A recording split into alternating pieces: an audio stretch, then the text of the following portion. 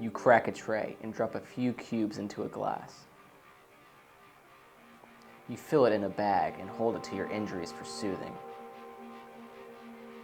You pack it into a cooler to keep your food and drinks fresh and chilled. Ice. It's such a simple and common part of our life.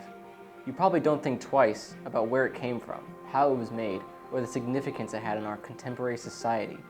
What you may not realize is the incredible journey the ice industry has gone through over the past 200 years to make it to that little tray in your home, that bag in the grocery store, or most impressively, made and vended on the spot.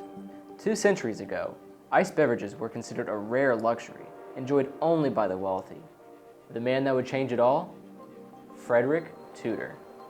Though he was originally mocked and ridiculed about his goal to turn ice into a profitable industry, his determination, though not immediately fruitful, would eventually pay off in great success, and he would later become known as the Ice King, not that one. Tudor fervently believed once people tried ice in their beverages, they would never go back. Therefore, he offered free samples at first, confident they would return for more. And they certainly did. With this effort, he was able to successfully cultivate a demand for his product, a demand as high as a mountain. The ice industry began with the natural ice trade, in which workers would cut ice from lakes and ponds into a chessboard-like pattern, creating thick, large blocks to prevent melting too quickly during transportation. The ice harvested would then be stored in ice houses built and insulated with timber, wood, hay, sawdust, and later down the line, brick and charcoal. Ironically enough, this meant that ice houses were incredibly flammable, which would continue to be a problem for the industry throughout the 19th century. Tudor started shipping ice in 1806, but it took a few years and some trial and error problem solving.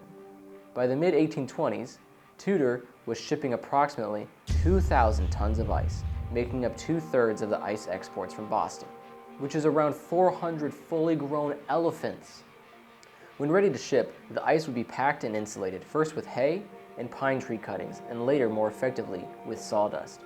Transportation for ice included wagons, railroads, and ships.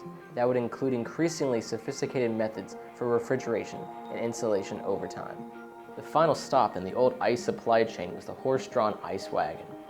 Icemen would deliver 25, 50, and even 100-pound blocks of ice to houses every day. The block would be placed in customers' houses in an ice box, an early refrigeration device, way before electricity, but that would bring in the modern refrigeration system we are familiar with today. With the rise of electric refrigeration technology, in addition to the increased quality of ice manufacturing, the industry would step into the modern era. In fact, some of it still operates in a similar fashion today, being manufactured in a plant and delivered to an ice merchandiser rather than a home delivery. Within the context of its history, it's unbelievable and impressive that we can now buy ice that has only been ever touched by our hands, from the very spot it was made.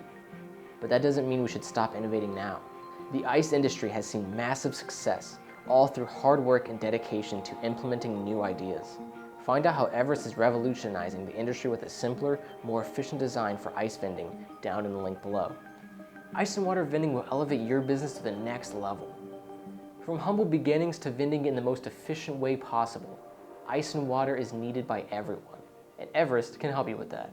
Call 407-930-4596 or send an email to sales@everesticeandwater.com to speak with an equipment specialist today.